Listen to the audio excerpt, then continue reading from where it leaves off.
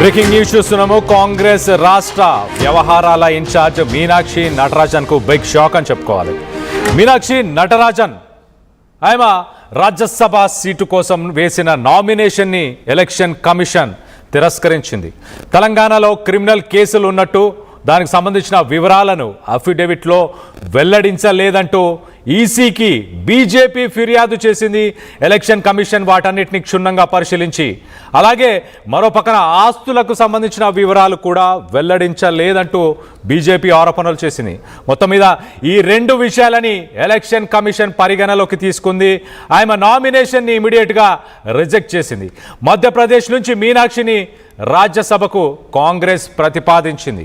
ఎన్నికల సంఘం తీరుపైన ప్రస్తుతానికి కాంగ్రెస్ చాలా సీరియస్గా ఉన్నట్టు తెలుస్తుంది. మొత్తం మీద బీజేపీ ఇచ్చిన ఒక formal complaint election commission of ఇండియాకి నటరాజన్ ఆమె కావాలనే ఆమెపై ఉన్న క్రిమినల్ కేసులు ఏవైతే ఉన్నాయో వాటన్నిటినీ ఆమె వెల్లడించలేదు. తెలంగాణ కోర్టులో ప్రస్తుతానికి ఆమె all India Congress committee Telangana Pradesh కమిటీకి సంబంధించిన ఇన్ఛార్జ్గా తను యాక్టివ్గా పాలిటిక్స్లో ఉండడం, దానికి సంబంధించి కొన్ని కేసెస్ ఉన్నాయి, తనపైన క్రిమినల్ కేసెస్ ఉన్నాయి తెలంగాణ హైకోర్టులో, వాటన్నిటిని వెల్లడించలేదు. అలాగే తన దగ్గర ఎంత ఆస్తులు ఉన్నాయి, అలాగే తన బ్యాంక్ బ్యాలెన్స్ ఎంత ఉంది అంటూ ఇవన్నీ సబ్మిట్ చేయలేదంటూ చెప్పుకొస్తున్నారు.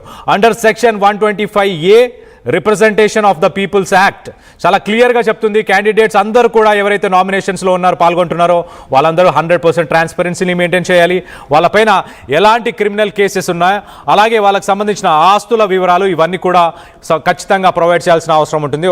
రిటర్నింగ్ ఆఫీసర్ ఎవరైతే ఎలక్షన్ కమిషన్కి సంబంధించిన రిటర్నింగ్ ఆఫీసర్ సబ్స్టాన్షియల్ ఎవిడెన్స్ అంటే తనపైన తెలంగాణ హైకోర్టులో ఉన్న కేసులు కావచ్చు, తన ఆస్తికి సంబంధించిన వివరాలన్నీ కూడా తను డిస్క్లోజ్ చేయలేదు, వాటన్నిటిని వెల్లడించలేదు అంటూ ఆ పేపర్స్ని ఇన్వాలిడ్ అంటూ కూడా రిటర్నింగ్ ఆఫీసర్ చెప్పుకొచ్చారు. దానికి సంబంధించి ఒక్కసారి మనం రైట్ సైడ్ బాక్స్లో చూడొచ్చు.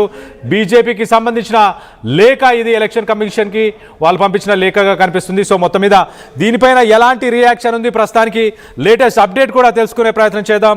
మా ప్రతినిధి శ్రీధర్ అందుబాటులో ఉన్నారు. శ్రీధర్తో మాట్లాడి తెలుసుకునే ప్రయత్నం చేద్దాం. శ్రీధర్, చెప్పండి, ఏంటి కాంగ్రెస్ దీనిపైన ఎలా స్పందిస్తుంది? నిజంగానే తెలంగాణ హైకోర్టులో ఉన్న కేసులకు సంబంధించిన వివరాలు కానీ తన ఆస్తికి సంబంధించిన వివరాలు అవన్నీ కూడా అఫిడవిట్లో పొందుపరచలేదా నిజంగానే వాస్తవానికి? తన ఆస్తులు కానివ్వండి కేసులకు సంబంధించి ప్రధానంగా వివరాలు వెల్లడించలేదని రిటర్నింగ్ ఆఫీసర్ అయితే ప్రస్తుతానికి ఆమె నామినేషన్ కూడా తిరస్కరించారు. దీన్ని కాంగ్రెస్ నిరసిస్తూ రిటర్నింగ్ ఆఫీసర్ తీరును కూడా కొంత కాంగ్రెస్ వ్యతిరేకిస్తున్న నిర్ణయాన్ని కూడా అక్కడ రిటర్నింగ్ ఆఫీస్ ముందు కూడా ధర్నా చేస్తున్నటువంటి పరిస్థితి ఉంది. ఎందుకంటే అటు మీనాక్షి నటరాజన్ కు సంబంధించి మధ్యప్రదేశ్ నుంచి కాంగ్రెస్ ఒక ఎంపీ స్థానం గెలిచేటువంటి అవకాశం చాలా ఈజీ ఉంది. అటు ఎమ్మెల్యేల బలం దానికి సంబంధించిన మ్యాజిక్ ఫిగర్ కంటే కూడా దాదాపు 5-6 మంది ఎక్కువగా ఎమ్మెల్యేల సంఖ్య బలం ఉంది. ఖచ్చితంగా మీనాక్షి నటరాజన్ అక్కడి నుంచి కూడా రాజ్యసభ మెంబర్ గా ఎన్నికవుతారని కాంగ్రెస్ గంపెడు ఆశలు పెట్టుకుంది. అదే కాకుండా అక్కడి నుంచి నేరుగా కూడా క్యాంపు కార్యాలయం మరొక పక్కన బీజేపీ 2, కాంగ్రెస్ వచ్చేటువంటి అవకాశం మధ్యప్రదేశ్ నుంచి 3 రాజ్యసభ సీట్లు ఉన్నాయి. అక్కడ ఉన్నటువంటి 3వ వ్యక్తిని కూడా బీజేపీ నిలబెడుతుందని చెప్పి రాజ్యసభ అటు మధ్యప్రదేశ్ సీఎం ప్రకటించిన నేపథ్యంలో ముందు జాగ్రత్తగా కాంగ్రెస్ వారికి ఉన్నటువంటి ఎమ్మెల్యేలందరినీ కూడా కర్ణాటక తరలించింది, అక్కడ క్యాంపు పెట్టింది. కానీ చూసే లోపు ఇక్కడ క్యాంపుకు తరలించినటువంటి మరొక పక్క మీనాక్షి నటరాజన్ సంబంధించినటువంటి యొక్క నామినేషన్ రిజెక్ట్ అవడం ఏదైతే ఉంది కాంగ్రెస్ కు కొంత షాక్ అని చెప్పాలి. ఎందుకంటే కాంగ్రెస్ ఖచ్చితంగా మ్యాజిక్ ఫిగర్ ఉన్నటువంటి సిచ్యువేషన్, కాంగ్రెస్ గెలిచేటువంటి స్థానం, రాజ్యసభ స్థానాన్ని కోల్పోతున్నటువంటి ఈ నేపథ్యంలో డెఫినెట్ గా ఇది కాంగ్రెస్ కు పెద్ద దెబ్బే అని చెప్పాలి. అసలు తెలంగాణలో నమోదైనటువంటి కేసు విషయానికి సంబంధించి ప్రధానంగా కూడా మీనాక్షి నటరాజన్ యొక్క నామినేషన్ తిరస్కరణ జరిగింది అంటూ కూడా అందులో పేర్కొన్నట్టు సమాచారం. మరి ఏ కేసు ఏంటి ఎప్పుడు నమోదైందని చెప్పి ప్రస్తుతం ఇక్కడ తెలంగాణ కాంగ్రెస్ నేతలు కూడా కొంత ఆందోళన చెందుతున్నారు. ఎందుకంటే ఇటు తెలంగాణ రాష్ట్ర ఇన్ఛార్జ్ ఉన్నటువంటి మీనాక్షి నటరాజన్ పై రాష్ట్రంలో ఎక్కడ కూడా కేసులు నమోదైనట్టు తమ దృష్టికి లేదని చెప్పి కొంతమంది నాయకులు అంటే అసలు ఎప్పుడు ఏ స్టేషన్ లో ఎక్కడ నమోదైందని, ఎందుకంటే ప్రభుత్వం వచ్చాకనే మీనాక్షి నటరాజన్ తెలంగాణలో కాంగ్రెస్ ప్రభుత్వం వచ్చాకనే ఇన్ఛార్జి ఉంది కాబట్టి ప్రభుత్వానికి తెలియకుండా ఎక్కడ కూడా కేసు నమోదయ్యేటువంటి ఛాన్స్ ఉంటుంది. కాబట్టి ఆ కేసుకు సంబంధించిన వివరాలు మరి హైకోర్టులో కూడా కేసు ఉంది, కేసు జరుగుతుంది అంటున్నారు. కాబట్టి ఆ కేసు ఏంటి నిజంగానే మీనాక్షి నటరాజన్ కు తెలియదా, లేదంటే నామినేషన్ దాఖలు చేసే ముందు ఎవరు కూడా ఇటువంటి సజెషన్ ఇవ్వలేదా? ఎందుకంటే మీనాక్షి నటరాజన్ కేవలం అటు కాంగ్రెస్ లో కీలక నేతనే కాదు, గతంలో 2009 నుంచి 14 వరకు అటు లోక్సభకు కూడా ప్రాతినిధ్యం వహించినటువంటి అనుభవం ఉన్నటువంటి నాయకురాలు. ఇటు తెలంగాణలో అధికారంలో ఉన్నటువంటి కాంగ్రెస్ పార్టీ రాష్ట్ర రాజకీయాల వ్యవహారాల ఇన్ఛార్జి ఉంది కాబట్టి అంత ఈజీగా నామినేషన్ కు సంబంధించినటువంటి పత్రాలపై కొంత సమాచారం తప్పుడు ఆస్తులకు సంబంధించిన విషయం కానీ కేసులకు సంబంధించిన విషయం పైన కానీ ఏ విధంగా ఉంటుంది ఏమన్నా కుట్ర దాగిందన్న కోణంలో కూడా కాంగ్రెస్ అయితే కొంత అనుమానాలు వ్యక్తం చేసుకున్నటువంటి సిచ్యువేషన్ కూడా కనిపిస్తుంది. మరొక పక్క అటు కొంతమంది నాయకులు కూడా మాట్లాడుతూ తెలంగాణలో ఉన్నదానికి ఇక్కడ ఉన్నదానికి సంబంధం లేదు, ఆ రాజకీయాలకు ఈ రాజకీయం కావాలని కుట్ర అన్న కోణంలో సైతం కూడా కాంగ్రెస్ ఆరోపణ చేస్తుంది. కాబట్టి మరి మీనాక్షి నటరాజన్ సంబంధించిన అంశంలో కాంగ్రెస్ కొంత నిజంగానే అది సీటు వాళ్ళు వచ్చి గెలిచేటువంటి సీటును కూడా కోల్పోయింది. కాబట్టి నెక్స్ట్ కాంగ్రెస్ ఏ విధంగా స్టెప్ వేస్తుంది, ఎందుకంటే డెఫినెట్ కూడా సీటు గెలవాల్సింది, సంఖ్యాబలం ఉంది, మ్యాజిక్ ఫిగర్ కన్నా 6 ఎక్కువ ఉన్నారు, మొత్తం 3 స్థానాల్లో ఉంటే అటు బీజేపీ 2 స్థానాలు అలవోక గెలిచేటువంటి ఛాన్స్ ఉంటుంది. ఇంకో 10 మంది బీజేపీకి అవసరం పడతారు. మోహన్ యాదవ్ కూడా అక్కడ ఉన్నటువంటి ముఖ్యమంత్రి కూడా ప్రకటించారు 3వ సీటుకు కూడా ఖచ్చితంగా అభ్యర్థిని బరిలోకి దించుతా 3వ సీట్లో వచ్చేది లేదన్న వ్యాఖ్యలు ఏవైతున్నాయో ఆ వ్యాఖ్యల వెనుక ఉన్నటువంటి మతలాభం ఏంటి అన్నది కూడా కొంత కాంగ్రెస్ కూడా నెక్స్ట్ ఆరాధించి రిటర్నింగ్ ఆఫీసర్ రిజెక్ట్ ఎందుకు చేశారన్న దానిపై కూడా ధర్నా చేస్తూ పట్టుబట్టినటువంటి సందర్భం కూడా ఉంది. కళ్యాణ్ మరి ఏ విధంగా కాంగ్రెస్ ఇంకా ముందుకు వెళ్తుంది అన్నది కూడా వేచి చూడాలి. అయితే శ్రీధర్, రిటర్నింగ్ ఆఫీసర్ డెసిషన్ ని కాంగ్రెస్ ఛాలెంజ్ చేసే అవకాశం ఉందా? హైకోర్టుకి వెళ్ళే అవకాశం ఉందా? లేక మీనాక్షి నటరాజన్ ప్లేస్లో మరొక డమ్మీని ఎవరైతే సాధారణంగా ఒక డమ్మీని కూడా వెనకాల బ్యాకప్గా పెడుతుంటారు ప్రతి పార్టీకి సంబంధించి, ఆ డమ్మీకి సంబంధించిన మరి వాళ్ళ అఫిడవిట్ అయినా చాలా క్లియర్గా ఉందా? దాన్ని కూడా రిజెక్ట్ చేసే అవకాశం ఉందా? ఇప్పుడు 3 సీట్ల గురించి మీరు మాట్లాడుతున్నారు కదా, సో మొదటగా దీన్ని ఛాలెంజ్ చేసే అవకాశం ఏమైనా ఉంటుందా హైకోర్టుకి వెళ్ళి? కానీ డెఫినెట్ గా కళ్యాణ్, ఎందుకంటే ఛాలెంజ్ కోర్టుకు వెళ్ళేటువంటి ఛాన్సెస్ ఉంటాయి. ఎందుకంటే ముందుగా లీగల్ ఒపీనియన్ తీసుకుంటారు, ఎందుకంటే రిజెక్ట్ చేసినటువంటి నామ్స్ ఏ నామ్స్ ప్రకారమైన రిజెక్ట్ చేశారు, ఏంటి తప్పులు ఉన్నాయని చెప్పి ఆస్తులా లేకపోతే కేసులకు సంబంధించిన వివరాల నిజంగానే చెల్లుతుందా అని చెప్పి కూడా న్యాయ నిపుణుల యొక్క సలహా తీసుకొని కోర్టుకు వెళ్ళేటువంటి అవకాశం ఉంటుంది. మరి అక్కడ డమ్మీ అంటే జనరల్ ఎలక్షన్ లో కూడా మనం చూస్తుంటాం, ఒక అభ్యర్థికి సంబంధించిన దాంట్లో డమ్మీని కూడా నిలబెడుతుంటారు. కాబట్టి మరి మీనాక్షి నటరాజన్ ఒక నామినేషన్ సంబంధించిన అంశంలో రాజ్యసభ సీటుకు సంబంధించిన అంశంలో మరి మధ్యప్రదేశ్ కి అక్కడ డమ్మీ ఉన్నారా లేకపోతే మీనాక్షి నటరాజన్ సంబంధించి నిజంగా అన్ని కరెక్ట్ ఉన్నాయనుకుంటే డెఫినెట్ గా కూడా కాంగ్రెస్ లీగల్ ఒపీనియన్ తో కోర్టుకు వెళ్ళేటువంటి ఛాన్స్ ఉంటుంది. మరి ఆ లోపల ఎన్నికలకు సంబంధించిన అంశం ఇమీడియట్ గా తీసుకోవాల్సినటువంటి నిర్ణయాలు కాబట్టి ఇప్పటికీ అటు కాంగ్రెస్ ఎన్నికల కమిషన్ పై ఎప్పటికప్పుడు కూడా ఆరోపణలు చేస్తుంటుంది. అటు బీజేపీతో కుమ్మక్కైంది కేంద్రంలో అంటూ కూడా ఎలక్షన్ కమిషన్ ఆఫ్ ఇండియానే తప్పుపడుతుంది. మరి ఈ సిచ్యువేషన్ లో డెఫినెట్ కూడా కాంగ్రెస్ ఛాలెంజ్ చేసే ఛాన్స్ ఉంటుంది. ఒకవేళ డమ్మీ ఉన్నప్పుడు కూడా Meenakshi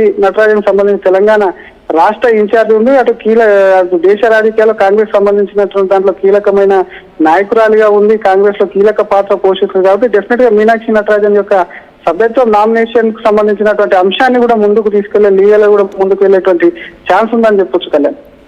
right Sridhar, thanks for the latest update. మొత్తం మీద కాంగ్రెస్ రాష్ట్ర వ్యవహారాల ఇన్ఛార్జ్ మీనాక్షి నటరాజన్కి బిగ్ షాక్ అని చెప్పాలి. తన రాజ్యసభ నామినేషన్ని ఎలక్షన్ కమిషన్కి సంబంధించిన రిటర్నింగ్ ఆఫీసర్ రిజెక్ట్ చేశారు. తనపైన కొన్ని క్రిమినల్ కేసెస్ తెలంగాణ హైకోర్టులో క్రిమినల్ కేసెస్ ఉండడం, వాటికి సంబంధించిన వివరాలని అఫిడవిట్లో జతపరచలేదు. అలాగే తన ఆస్తులకు సంబంధించిన వివరాలు, తనపైన ఉన్న ఆస్తులు, తన బ్యాంక్ బ్యాలెన్స్, ఇలాంటి వివరాలన్నీ కూడా ఆయన పొందుపరచలేదు అంటూ బీజేపీ ఎలక్షన్ కమిషన్కి ఇచ్చిన కంప్లైంట్ని రిటర్నింగ్ ఆఫీసర్ దానికి తగిన ఎవిడెన్సెస్ ఉన్నాయి కాబట్టి నేను రిజెక్ట్ చేస్తున్నానంటూ మొత్తానికైతే రిటర్నింగ్ ఆఫీసర్ రిజెక్ట్ చేయడం జరిగింది. మరి రిటర్నింగ్ ఆఫీసర్కి సంబంధించిన డెసిషన్ని మధ్యప్రదేశ్ కాంగ్రెస్ కమిటీ అక్కడ వాళ్ళు హైకోర్టుని ఆశ్రయిస్తారా? హైకోర్టుని ఆశ్రయించే అవకాశం అయితే ఉంటుంది. సెక్షన్ 125A ప్రకారం ఆయన ఖచ్చితంగా రిప్రజెంటేషన్ ఆఫ్ పీపుల్ యాక్ట్ కింద తాను అప్లై చేసే అవకాశం ఉంటుంది. మరోపక్కన తన ప్లేస్లో ఒకవేళ తన నామినేషన్ రిజెక్ట్ అవుతే మరొక వ్యక్తికి ఇచ్చే అవకాశం ఉంటుంది. ఒక బ్యాకప్ని కూడా ప్రతి ఒక్కరు ఏర్పరచుకుంటారు. సో ఆ బ్యాకప్లో ఉన్న క్యాండిడేట్కి సంబంధించిన అఫిడేవిట్ క్లియర్గా ఉందా లేదా అన్న దానిపై కొంత ఉత్కంఠం అయితే నెలకొనుంది. మొత్తం మీద కాంగ్రెస్ పార్టీకి మరి ముఖ్యంగా మీనాక్షి నటరాజన్కి ఇది ఒక బిగ్ షాక్ అనే చెప్పుకోవాలి. సో ఎలక్షన్ కమిషన్ మరి రిజెక్ట్ చేస్తుందని ఎక్స్పెక్ట్ చేయలేదు. అలాగే తెలంగాణ హైకోర్టులో తెలంగాణలో ఎక్కడ తనపైన కేసెస్ ఉన్నాయన్న క్లారిటీ లేకపోవడం, మరోపక్కన మీనాక్షి నటరాజన్కు దీనికి సంబంధించి సరైన గైడెన్స్ని ఇవ్వలేదంటూ కూడా ఆరోపణలు వస్తున్నాయి. మొత్తం మీద దీనికి సంబంధించి మీరేమనుకుంటున్నారు? మీనాక్షి నటరాజన్కి సంబంధించిన రాజ్యసభ నామినేషన్కి సంబంధించి ఒక్కసారి మనం చూస్తే ఆ నామినేషన్ రిజెక్షన్, అలాగే ఈ బీజేపీ బీజేపీ తరఫున ఎలక్షన్ కమిషన్కి కంప్లైంట్ ఇచ్చిన వ్యక్తులకు సంబంధించిన ఒకసారి వాదన కూడా వినే ప్రయత్నం చేద్దాం. వాళ్ళు కూడా మాట్లాడారు. వాళ్ళు ఏం చెప్తున్నారు, అసలు రిజెక్ట్ చేయడానికి గ్రౌండ్స్ ఏంటి, వాళ్ళు మాట్లాడుతున్న మాటలు కూడా ఒకసారి వినే ప్రయత్నం చేద్దాం. भारतीय जनता पार्टी के जो कैंडिडेट हैं उन्होंने मीनाक्षी नटराजन के नॉमिनेशन फॉर्म पर अपनी आपत्ति दर्ज की है कि मीनाक्षी नटराजन ने अपना एफिडेविट गलत फाइल किया है। अपने एफिडेविट में जो उनके विरुद्ध में एक मुकदमा तेलंगाना के कोर्ट में लंबित है, ये मुकदमे की कॉपी आप देख सकते हैं। ये कॉपी उनको मिल गई है। उनके खिलाफ एक आपराधिक मुकदमा लंबित है जिसका जवाब उन्होंने दाखिल किया है, लेकिन उन्होंने अपने एफिडेविट में से ये मुकदमा छुपाया है। जो माननीय सुप्रीम कोर्ट की जो गाइडलाइंस है कि आपको अपने एफिडेविट में अपने खिलाफ आपराधिक मामलों की पूरी जानकारी देनी होगी, जिसको छुपाने पर आपका नॉमिनेशन फॉर्म रद्द हो सकता है। उसी प्रोविजन के तहत में हमारे सदस्यों ने, जो राज्यसभा के हमारे उम्मीदवार हैं, उन्होंने आपत्ति दर्ज की है कि क्यों जानबूझकर मीनाक्षी नटराजन जी ने अपने आपराधिक मुकदमे को, जिसमें वो जवाब भी दे चुकी हैं, जानबूझकर छुपाया है। उसके अलावा भी नॉमिनेशन में बहुत सारी कमियां पाई गई हैं, जैसे उनके नाम में जो एसेट हैं, एक तरफ फॉर्म ए में जो नॉमिनेशन का पार्ट ए होता है उसमें वो अपने एसेट डिक्लेयर करती हैं, पर पार्ट बी में निरंक दिखाती हैं, जीरो दिखाती हैं।